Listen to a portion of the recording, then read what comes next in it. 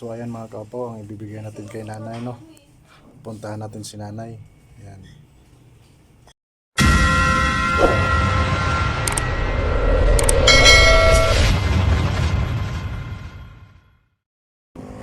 Hello mga kababayan, pupuntahan natin si nanay mga kababayan ngayong araw na to.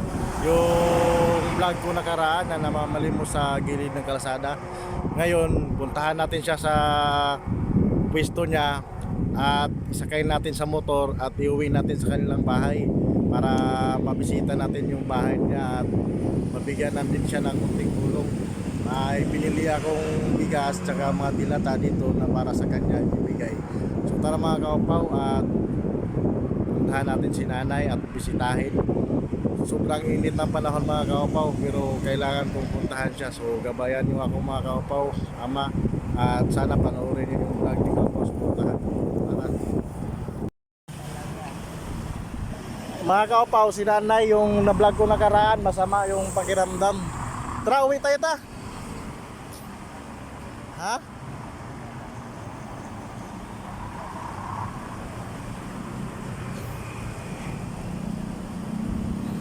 Ano bang naramdaman mo, nay? Tagiliran mo? Giniginaw ka? May gamot ka?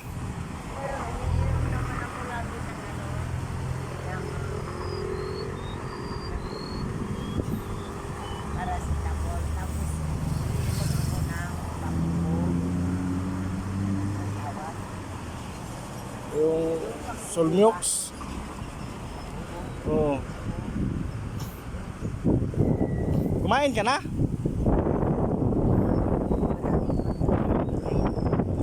Oh.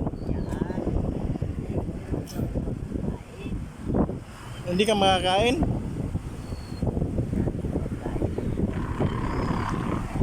Ano ba yan? Uwi ka na lang para makapagpahinga ka. Hatid kita itong motor, oh. Yan ang problema. Aso. Susunod naman nata yan. Awas mga aso, mga kaupaw.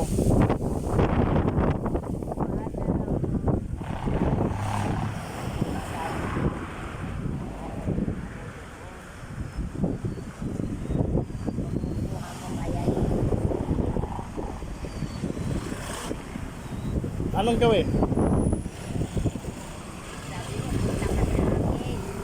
Kaya nga, ihatid kita kasi masama pakiramdam mo.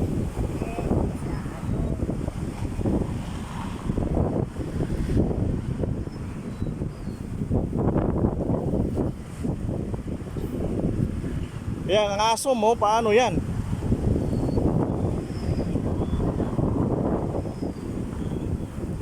Kaya mga kapaw, si nanay masama ang pakiramdam niya. Yan.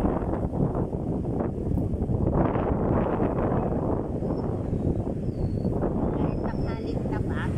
Oo. Nandun ako. Ginaw na ginaw ako.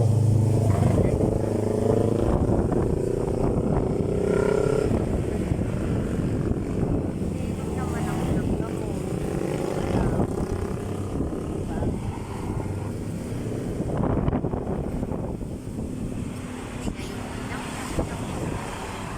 Kaya nga, tara. Sakay ka dito, oh. Hindi mo naman kaya maglakad atay, mainit eh.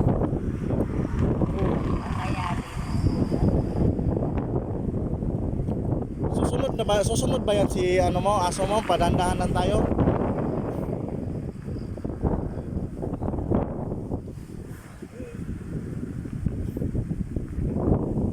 Marami ka pang dala.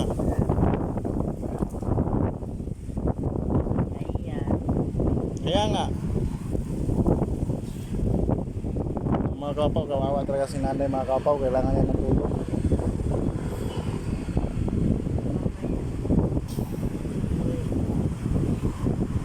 Uwi ka na kasi masama ang pakiramdam mo eh.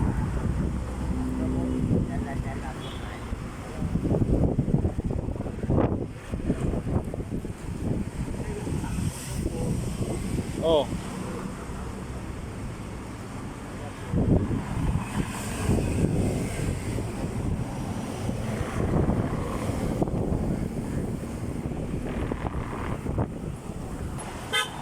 na. Dito, di man kaya mangagat yan si ano mo, basta kasama ka. Dito, sa likod. Dito, oh. I-ganon mo lang siya dito, tapos dito ka. Marunong ka ba sumakay sa ano, motor? Tara na kayo para makapagpahinga ka sa bahay mo.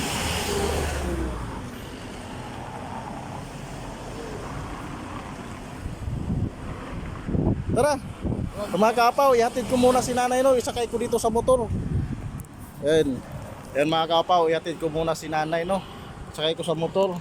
Yan, masama pakiramdam niya mga kapaw. Yan, si nanay. So mga kapaw, abangan nyo na lang ang karugtong ng vlog ko.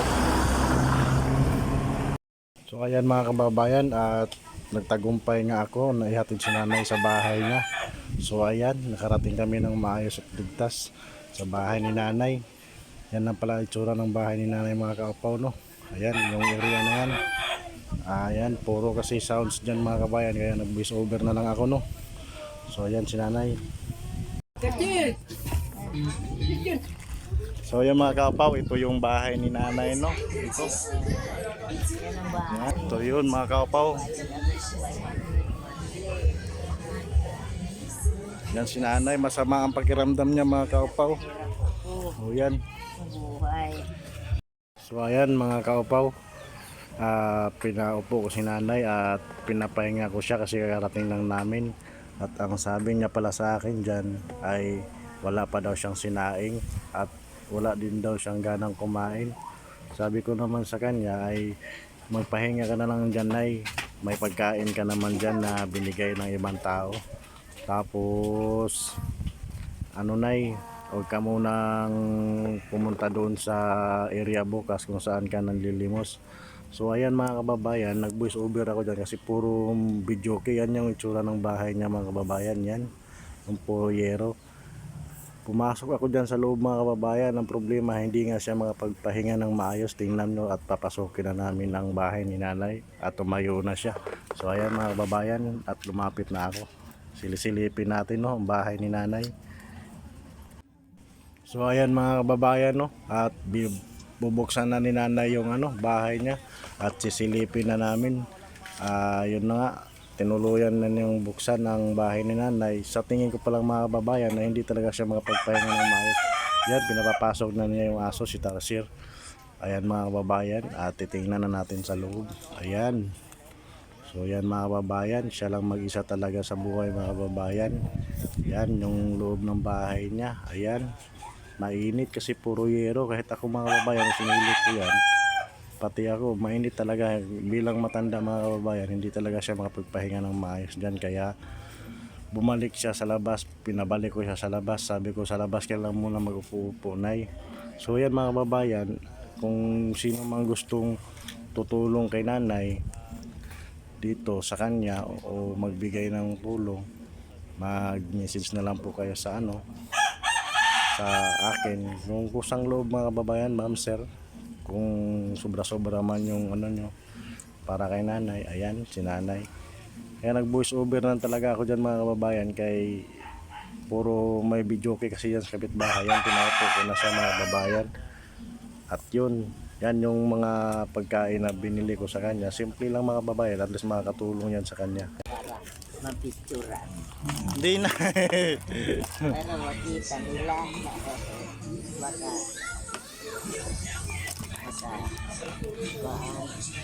Ay, maraming salamat. Oo, buti na lang talaga at pumunta talaga ako na eh. Wala ako sa kansada. So ayan mga kapaw, kailangan natin umalis no, at masaya ako at nahatid natin si nanay ng ano, ng maayos. Ano, pagaling ka?